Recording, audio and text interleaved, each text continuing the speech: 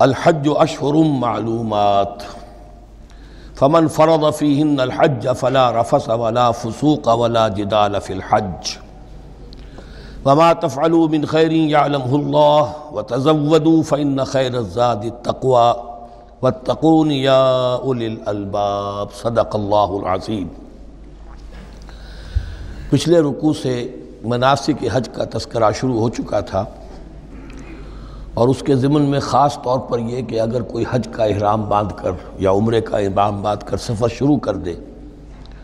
اور کہیں درمیان میں ایسی رکاوٹ پیش آ جائے کہ اسے احرام کھولنا پڑے بغیر عمرہ کیے اور بغیر حج کیے،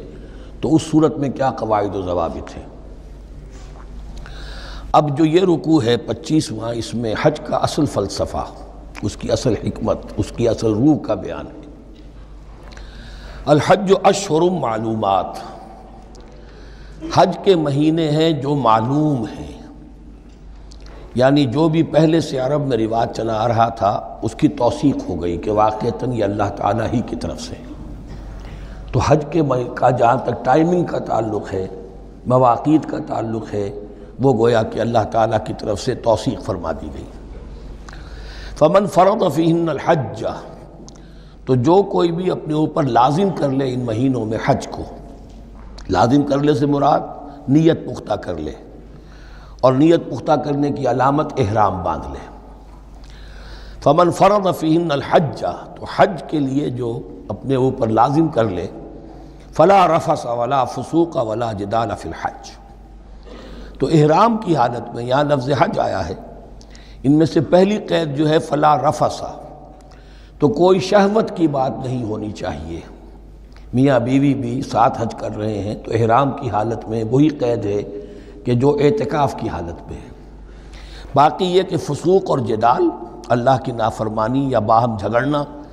اس لیے کہ بہت بڑی تعداد میں لوگوں کا اجتماع ہوتا ہے، سفر میں بھی لوگ ساتھ ہوتے ہیں،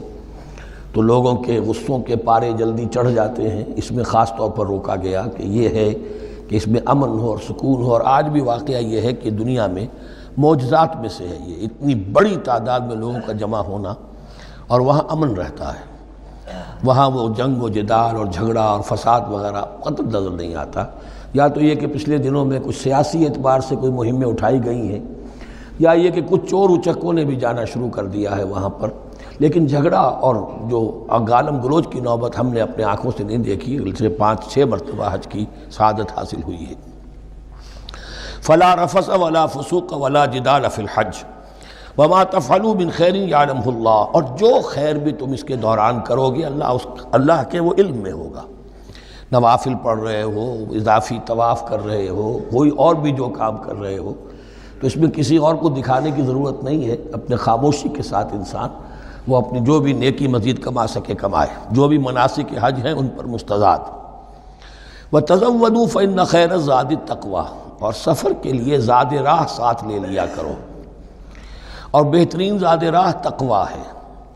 اب اس آیت کے 2 معنی لیے گئے ہیں، ایک تو یہ کہ بہترین زاد راہ تقویٰ ہے، یعنی سفر میں آپ نے آزاد راہ خرچ کی شکل میں تو لے لیا، تقویٰ ہے نہیں، تو پھر کیا ہوگا؟ وہ تو صرف پیسہ خرچ کرنے کے لیے اچھا احرام لے لیں گے، اچھی جگہ لے لیں گے قیام کی، تو تقویٰ اگر نہیں ہے تو وہ حج نہیں ہوگا۔ لیکن اس کا ایک دوسرا مفہوم جو ہے وہ بھی بہت اہم ہے کہ اگر انسان خود اپنا زاد راہ ساتھ نہ لے تو پھر وہاں مانگنا پڑتا ہے، تو تقویٰ سے مراد یہاں ہے سوال سے بچنا۔ بہتر یہ ہے کہ زاد راہ لے کر چلو، اور یہ کہ اس کے لیے تمہیں کسی کے سامنے سائل نہ بننا پڑے۔ اگر تم صاحب استطاعت نہیں ہو تو حج تم پر فرض ہی نہیں ہے۔ خام خواہ کو ایک شے جو تم پر فرض نہیں ہے اس کے لیے وہاں جا کر بھیک مانگنا، یا یہاں سے بھیک مانگ کر یا چندہ لے کر جانا، یہ تو قطعاً غلط حرکت ہے۔ وَتَزَوَّدُوا فَإِنَّ خَيْرَ الزَّادِ التَّقْوَىٰ وَاتَّقُونِ يَا أُولِي الْأَلْبَابِ، اور یقیناً میرا ہی تقویٰ کرو، مجھی سے ڈرو اے ہوش مندو۔ لَيْسَ عَلَيْكُمْ جُنَاحٌ أَن تَبْتَغُوا فَضْلًا مِّن رَّبِّكُمْ، اس میں تم پر کوئی حرج نہیں ہے، کوئی گناہ نہیں ہے کہ تم حج کے سفر کے دوران اپنے رب کا فضل بھی تلاش کرو۔ آدمی ہندوستان سے پاکستان سے جا رہا ہے، اسے اچھی اجناس لے جائے تجارت کے لیے، جو وہاں پر بیچ کر کچھ نفع حاصل کر لے، تو یہ تقویٰ کے منافی نہیں ہے۔ اگر وہاں پر کوئی کاروبار کر سکو کرو۔ فَإِذَا أَفَضْتُم مِّنْ عَرَفَاتٍ، تو پھر جب تم عرفات سے واپس لوٹو، اس لیے کہ اصل حج جو ہے وہ عرفہ ہے، الحج العرفہ، حج کے بقیہ تمام مناسک رہ جائیں، صرف عرفہ میں شمولیت ہو جائے، قیام عرفہ میں تو حج ہو گیا، باقی جو چیزیں رہ گئی ہیں اس کا جو بھی اس کا کفارہ ہے، اس کا جو دم دینا ہے وہ دے دیا جائے، لیکن عرفہ سے اگر آدمی رہ گیا عرفات کے قیام سے تو پھر حج نہیں ہوا۔ اب یہاں سے جب لوٹتے ہو تو فاذکروا اللہ عند المشعر الحرام، یہ ٹائم ٹیبل نوٹ کر لیجئے کہ اصل میں 8 کی شام کو مکے سے نکلتے ہیں 8 ذی الحج کو، اور رات منی میں گزارتے ہیں، پھر 9 کا دن ہے اصل یوم عرفہ، 9 ذی الحج، صبح کو نکلتے ہیں، قافلے چلتے ہیں اور کہیں دوپہر تک، اور دوپہر سے بھی ہو سکتا ہے تاخیر ہو جائے، لیکن کوشش ہوتی ہے کہ ظہر سے پہلے پہنچ جایا جائے، لیکن ظہر اور عصر دونوں ملا کر پڑھ لی جائیں عرفات میں داخل ہونے سے پہلے۔ اس لیے جو مسجد ہے عرفات کے میدان سے ملحق وہ عرفے کے اندر شامل نہیں ہے، وہ اس کی حدود سے باہر ہے،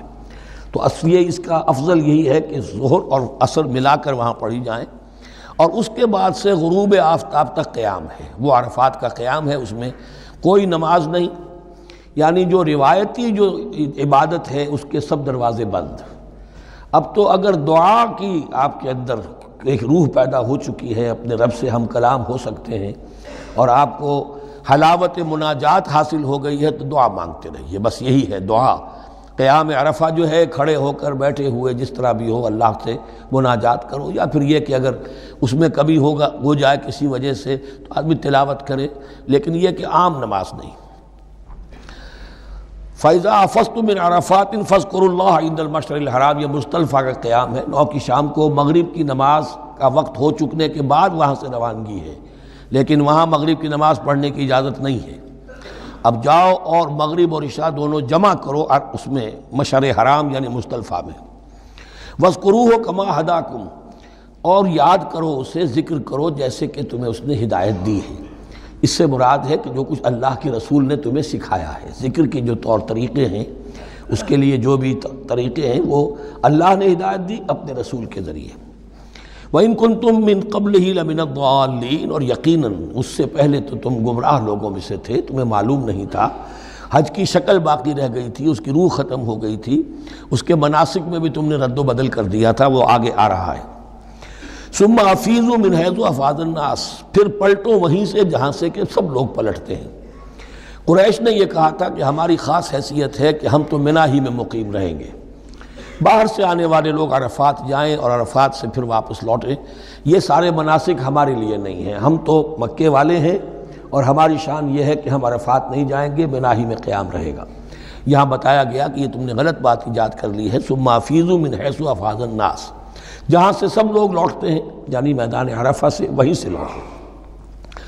واستغفر اللہ، اللہ سے استغفار کرتے رہو، ان اللہ غفور رحیم، یقینا اللہ بخشنے والا رحم فرمانے والا ہے۔ فَإِذَا قَضَيْتُم مَّنَاسِكَكُمْ، اور جب تم اپنے یہ مناسک ادا کر لو، پورے کر لو، فاذكروا اللہ كذكركم آباءكم، تو اب اللہ کا ذکر کرو جیسے کہ تم اپنے آباء و اجداد کا ذکر کرتے رہے ہو، جس شد و بد کے ساتھ۔ وہاں یہ ہو گیا تھا کہ پھر منی میں جب یہ ٹھہرتے تھے تو اپنے آباء و اجداد کے قصیدے بیان کیے جا رہے ہیں، جیسے ہمارے ہاں ہوتا ہے، جو دیہاتی لوگ ہوتے ہیں، راجپوت لوگ ہوتے ہیں، ان کے میراثی ہوتے ہیں، اسی طرح وہاں شعراء ہوتے تھے قبائل کے، وہ ان قبیلوں کی مدح بیان کرتے تھے، ان کے بڑے بزرگوں کی، اسلاف کی جو ہے عظمت بیان کرتے تھے۔ اللہ کا ذکر ختم ہو چکا تھا، فرمایا جس شد و مد کے ساتھ تم اپنے آباء و اجداد کا ذکر کرتے رہے، اب اسی شد و مد کے ساتھ، بلکہ او اشد ذکرہ، بلکہ اس سے بھی زیادہ شد و مد کے ساتھ اب اللہ کا ذکر کرو۔